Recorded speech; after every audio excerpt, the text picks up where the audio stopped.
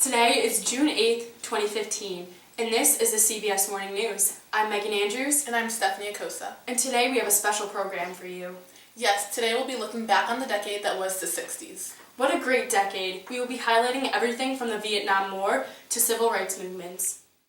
Let's begin talking about the impact of entertainment and pop culture in the 1960s. Television transformed culture and politics. 90% of American homes had a television set, and the average American spent 5 hours or more watching TV a day.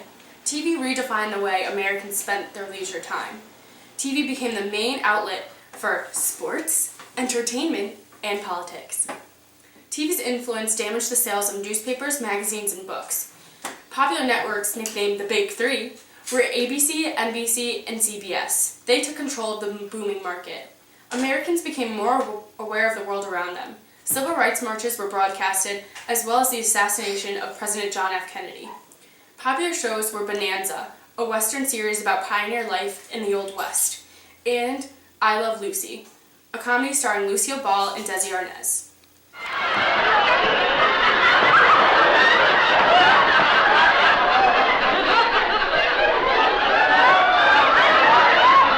And don't forget about movies. Popular films produced by Alfred Hitchcock made Americans jump to their feet in applause. He became known as the master of suspense and essentially created the horror genre. He was widely recognized for his made-for-TV series, Alfred Hitchcock Presents, which ran from 1955 to 1965. Talk shows like The Tonight Show, hosted by Johnny Carson, interviewed celebrities, athletes, and even ordinary citizens. TV was most influential in politics. Eisenhower utilized ads for his presidential campaign, and Kennedy was quoted saying, "We wouldn't have had a prayer without this gadget." Broadcasting became a popular way for Americans to get the information they needed. Magazine format television journalism was used by the late 1960s show 60 Minutes.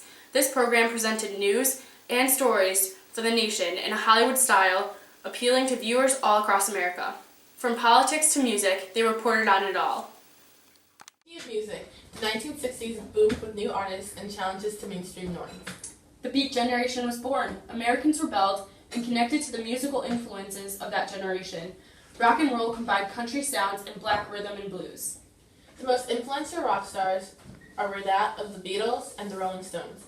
The Beatles created the British invasion, and they dominated the music industry in the 1960s. Elvis Presley was a rock and roll musician, best known for his tight pants and hip-rolling gestures.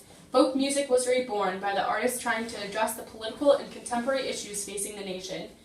Peter, Paul, and Mary were just one of the many artists that sang out to huge audiences in order to send a message to the nation. Oh my god, I'm so sorry, that was my cat. Okay, let's just... Anyways, okay. Rock music split into several streams and created psychedelic rock, a softer and more artistic approach on life dominated by Janis Joplin. Other artists like Jimi Hendrix experimented with acid rock. These types of music and artists played at popular festivals such as Woodstock and Altamont, almost like the modern Coachella. An estimated 7,000 paying fans and 50,000 non-paying fans came to Monterey, California to experience the most famous rock performances of the decade by artists such as Simon and Garfunkel and The Who. Monterey symbolized the emergent counterculture of the 1967 idyllic summer of love. I actually experienced Woodstock firsthand in 1969. Let's watch the clip. Thanks, Steph. I'm here at the Woodstock Festival in Monterey, California, and as you can see, there are millions of people here, all the youth. I mean, I think I'm the oldest one here, Steph. It's crazy. There's so many people, and I'm gonna be honest, there's a lot of drugs involved in this. So good on you. I'm not really comfortable, but I mean, these people are a little crazy. They're all teenagers, come to see their favorite musicians. Simon and Garfunkel and The Who are gonna be here. It's gonna be a great day. Back to you, Steph. Well, that was certainly a fun day, Steph. Next, we will be highlighting the youth culture of the 1960s and civil rights movements during that decade. We know this decade we are in as a time of simplicity, family life, and ideals. However, behind the scenes lies a counterculture led by the youth of America. These kids, holding the future of America in their hands, are taking it in a different direction. The youth of America aren't conforming to societal norms. Instead, they're trying to define their own selves. They're gravitating towards long, wild hair, brighter and indecent clothes. Girls are even wearing shorts above their knees. Not only this, but their behavior is out of control. Young girls and boys are living in the same houses in what are being referred to as communes. Even worse, these children are doubting our core beliefs and values. They feel that they have enough money, so they frown upon our honest hard work for money in order to have material comforts and securities. They're taking on a quest for happiness in strange ways of enjoying themselves. They read underground newspapers and are looking into new drugs like LSD, as well as Asian religions and mysticism. They're even crying for equal rights for all, contraceptives, and peace instead of defending our country's honor in war. They're against all of America's ideas. We'll be back to this program after these short messages. Do you find yourself wanting stylish jeans to wear on any occasion? Well, your problems are solved. Be a rebel like the Ripster and buy blue jeans today.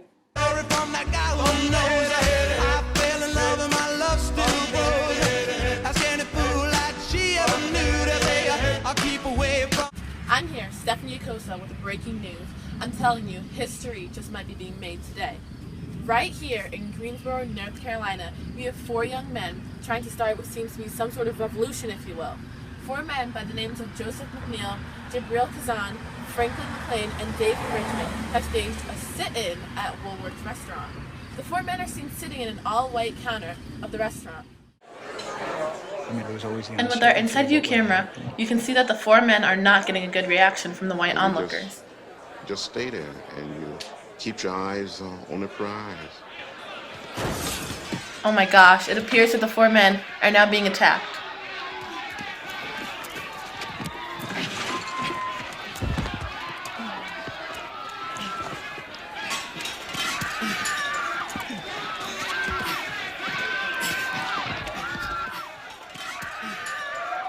Well, Megan, back to you while we wait for this situation to be resolved.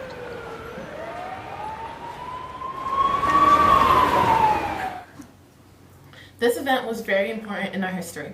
Apparently, the 4 were influenced by a freedom ride carried out by the Congress of Racial Equality, the murder of young Emmett Till in 1955, and the nonviolence of Mohandas Gandhi. The bravery of these men led to over 300 men joining the protest at Woolworths. Not only this, but it sparked many events like it around the nation, helping in the path for our country to make a change. Good morning, everyone, and welcome back to our program. This is Natalie Horekowitz, introducing our next segment. Good job, Meg. Good morning, America. What a beautiful day we have here. Oh, wait. I'm getting something. We interrupt this program to bring you a special bulletin from Channel 10. 3 shots were fired at President Kennedy's motorcycle today in downtown Texas. I repeat, 3 shots. 3 shots. This is the latest info we have here. Thank you. It is June 8th, 2015, and we still suffer the tragic death of 1963 JFK assassination. On November 22nd, President John F. Kennedy was a passenger in a motorcycle through the center of Dallas, Texas. It was about 12:30 p.m. going through the Dealey Plaza just outside the downtown area when several gunshots were fired. Altogether, 3 people were injured. John F. Kennedy was wounded in the back, in the throat, and the head. This news shocked the whole world. Many people wept openly. Many gathered in public places to watch the television coverage. Traffic in some areas came to a halt as the news spread from car to car. Even schools across the U.S. dismissed their students early. Many people still wonder why. There are so many questions. Why Lee Harvey Oswald shot President Kennedy? Lee Harvey Oswald had a disturbed behavior in the months leading up to the assassination. The real answer as to why President Kennedy was killed was Lee Harvey Oswald grew up as a misfit, having no control or moral guidance and poorly equipped to meet the demands of society. Oswald embraced a radical ideology in order to compensate his lack of education and enhance his self-image. These are the reasons why poor President Kennedy is lost and is remembered today. Here is an inside look on the developing feminist movement. Brought to you by Vicky Ski. Interviewing the civilians. Excuse me, ma'am. Do you feel you're restricted by a life focused on the home and having no place to express your discontent? Lower taxes. All right. Excuse me, ma'am. God. Are you for or against a woman's right to choose abortion now that the right is secured by Roe v. Wade? As a Catholic woman, I don't support for the National Organization for Women. All right. Oh, get out of my car. What the hell? Excuse me, ma'am. What is your involvement in the feminist movement? I'm involved in a women's liberation group. All right.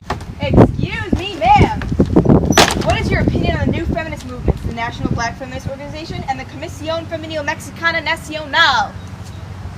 I feel that many groups fail to recognize the needs of lower-class women of any ethnicity. All right. Excuse me, sir. What are your views on birth control? All right. Totally bubbled in random answers for that AP exam like it wasn't even a thing. We're live. Oh, welcome back to our program.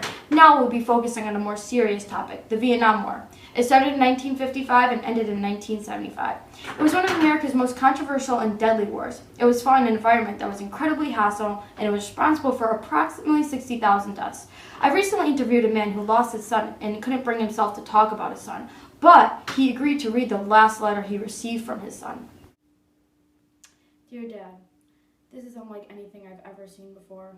The enemy could appear and disappear at any times, and the difference between innocent civilians and the enemy become a blurred line. Guerrilla warfare is the only way to fight. It is the most difficult thing I have ever experienced in my entire life. My whole platoon has died. I am the lone survivor. Dad, I am terrified. I cannot sleep at night without seeing the bodies of the dead. I don't know if I'll make it out of here alive, but I'm going to keep trying. Dad, I love you and Mom. Please send my best regards. The war received a lot of resistance from many anti-war groups. Back in 1969, I interviewed a man who was in opposition to the war. Here's the clip. Dude, why are we fighting this war, man? Society, dude, it's so messed up. Like, what is even the purpose? We should be peaceful, man. No hate. People in the war are dying that don't even want to be fighting this war. War no more. War no more. We should love each other. And now to Paris Hilton with our weather report. And today the forecast is mostly cloudy with mild south wind 5 minus 10. Thanks, Paris. Back to Meg, Nat, and Steph.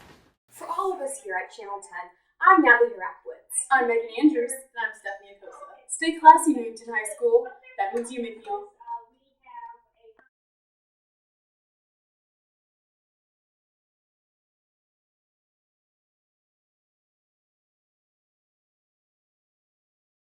Excuse me, ma'am. Here is an inside look on the developing feminist movement. Brought to you by Vicky Ski.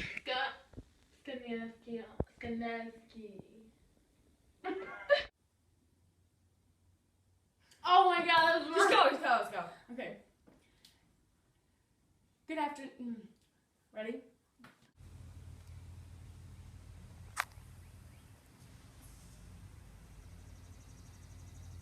Oh my god, it just ate that whole thing.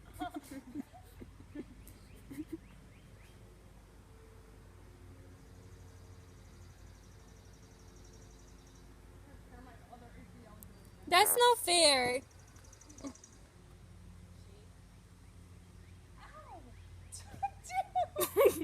Do you find yourself wanting stylish pants to wear on any occasion? Well, your problems are solved. Be a rebel. God damn it! All right. Dear Dad, this is unlike anything I've ever seen before. The enemy could appear and disappear at any time.